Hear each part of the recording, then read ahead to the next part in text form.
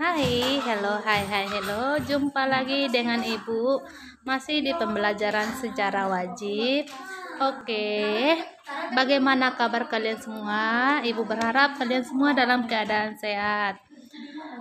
Sebelum Ibu mulai, marilah kita dulu berdoa dalam hati kita masing-masing. Semoga pandemi COVID-19 ini cepat berlalu supaya kita bisa bertemu di sekolah yang paling kita cintai. Oke, seperti yang kalian lihat di PowerPoint Ibu atau di slide Ibu, kita akan membahas tentang lahirnya Sumpah Pemuda. Kalau Ibu bilang Sumpah Pemuda, apa yang kalian bayangkan? Mungkin kalian akan membayangkan satu nusa, satu bangsa, satu tanah air, dan satu bahasa. Oke, akan kita bahas. Sumpah Pemuda merupakan suatu pengakuan dari pemuda dan pemudi Indonesia yang mengikrarkan satu tanah air, satu bangsa, dan satu bahasa. Satu tanah air Indonesia, satu bangsa Indonesia, dan satu bahasa Indonesia. Sumpah Pemuda dibacakan pada tanggal 28 Oktober 1928. Sudah lewat minggu lalu, dan hasil perumusan dari pemuda-pemudi atau Kongres Pemuda II Indonesia yang hingga kini setiap tahunnya diperingati sebagai Hari Sumpah Pemuda. Itu mungkin kalau kita di sekolah, masuk sekolah, mungkin kita akan merayakannya sama-sama, tapi karena ada hal-hal itu kita tidak bisa merayakannya. Oke, kita bahas karena Kongres Pemuda itu terjadi 2 kali rapat atau 2 kali pertemuan. Oke, Kongres Pemuda 1 itu terjadi 30 April sampai 2 Mei tahun 1926. Sebelum Kongres tahun 1928, para pemuda telah menyelenggarakan Kongres yang pertama pada tanggal 30 sampai 2 Mei tahun 1926 di Jakarta. Tujuan dari Kongres itu yaitu untuk menanamkan semangat kerjasama antar kumpulan pemuda di Indonesia dalam arti yang luas. Jadi seperti yang kita bahas, kita telah membahas organisasi pergerakan nasional, organisasi pemuda, itu dikumpulkan seperti itu. Jadi harus ada kerjasama antar pemuda-pemuda Indonesia seperti itu. Kongres 1 tidak membawa hasil seperti yang diharapkan. Kenapa? Karena masih dia bersifat kedaerahannya yang masih kuat. Jadi masih mementingkan daerah masing-masing, belum menyatu, belum berbaur. Dia masih bersifat kedaerahan, sehingga upaya penyatukan organisasi pemuda belum berhasil seperti itu. Karena masih ada ego-ego kedaerahan atau ada adat kedaerahan seperti itu. Namun demikian, tekad untuk menyatukan dan menggalang organisasi pemuda terus berjalan. Upaya tersebut akhirnya berhasil dengan diselenggarakan Kongres Pemuda yang kedua pada tahun 1928. Oke, kita bahas Kongres Pemuda yang kedua. Kongres inilah nanti yang menghasilkan isi sumpah para pemuda. Kongres Pemuda 2 dilaksanakan di 3 sesi dan di 3 tempat yang berbeda. Itu pencetusnya atau siapa sih yang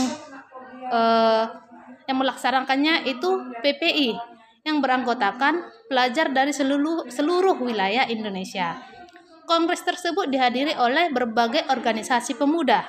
Yang kita bahas minggu lalu ada Jong Zapa, Jong Batak, Jong Celebes, Jong Sumatera Bon, Jong Islamic Band, dan juga Jong Ambon dan lain sebagainya yang kita sudah bahas di pertemuan sebelumnya.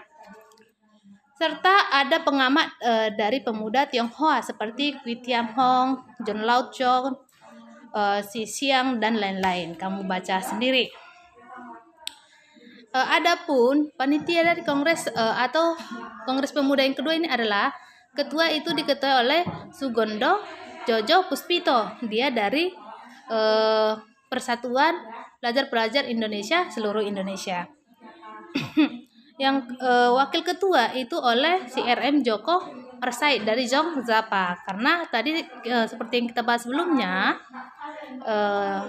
Sumpah Pemuda lahir dari persatuan-persatuan pemuda yang sudah kita bahas. Baru sekretaris ada si Muhammad Jamin dari Jong Sumatera Bon. Bendahara oleh Amir Sarifuddin dari Jong Batak Bon. Baru ada pembantu 1 ada Johan Muhammad Jai. Dia dari Jong Islamiten Bon. Pembantu 2 itu Sir Kaza Sukana, itu dari Pemuda Indonesia. Baru ada pembantu 3 ada Senduk dari Jong Celebes. Ada pembantu 4 ada Johannes Lemena dari Jong Ambon. Baru yang terakhir ada pembantu 5 itu si Rojani Suot dari Pemuda Kaum Betawi. Berarti semua ada perwakilan dari setiap organisasi pemuda. Seperti itu. Oke, gagasan penyelenggaraan Kongres Pemuda itu kedua berasal dari PPPI. Adalah sebuah organisasi yang beranggotakan pelajar dari seluruh Indonesia. Atas inisiatif P3I ini, Kongres dilaksanakan di 3 gedung yang berbeda dan dalam 3 kali rapat.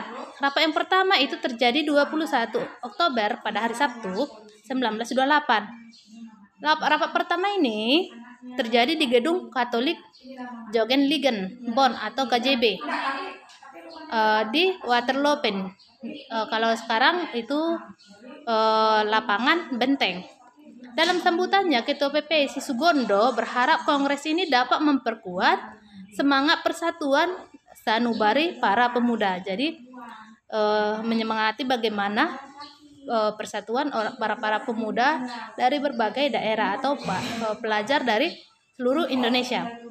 Acara selanjutnya dengan uraian Muhammad Yamin tentang arti hubungan persatuan dan pemuda. Menurutnya ada 5 faktor yang bisa memperkuat. Yang pertama itu sejarah, karena ada persamaan sejarah. Yang kedua bahasa. Berarti kalau kita menggunakan bahasa daerah, pasti ada daerah lain tidak mengerti apa yang kita katakan. Makanya yang memperkuat persatuan itu dikatakan bahasa. Makanya nanti diambillah sumpah bahwa bahasa persatuan kita adalah bahasa Indonesia. Baru hukum adat, ada pendidikan, ada kemauan. Kenapa ada pendidikan? Dari pendidikan inilah kita mengetahui bagaimana kita bisa menempatkan diri, ada kemauan dan lain-lain. Baru rapat yang kedua terjadi pada tanggal 28 Oktober tahun 1928. Ini terjadi di Gedung Oats Japa Bioskop, membahas masalah pendidikan. Kedua pembicara adalah Si Purnomo Wulan dan Sarmidi. Berpendapat bahwa anak harus mendapat pendidikan kebangsaan atau cinta tanah air, dan harus pula ada keseimbangan antara pendidikan sekolah dan rumah. Karena kalau cuma di sekolah tidak dibarengi dari rumah, itu akan sia-sia. Karena pendidikan pertama anak adalah dari orang tua atau dari rumah. Anak juga harus dididik secara demokratis, bukan dipaksakan. Baru ada yang ketiga itu rapat penutup. Pada rapat penutup di Gedung Indis Club Bow di Jalan Keramat Raya nomor 106, Sunario menjelaskan pentingnya nasionalisme dan demokrasi selain gerakan kepaduan. Jadi harus ada rasa nasionalisme atau rasa cinta tanah air dan demokrasi, seperti itu. Dalam rapat penutup ini, disinilah para pemuda-pemudi atau tadi yang wakil-wakil dari organisasi pemuda mengucapkan sumpah. Adapun isinya, kami putra dan putri Indonesia mengaku bertumpah darah yang satu, tanah air Indonesia. Kami putra dan putri Indonesia mengaku berbangsa yang satu, bangsa Indonesia.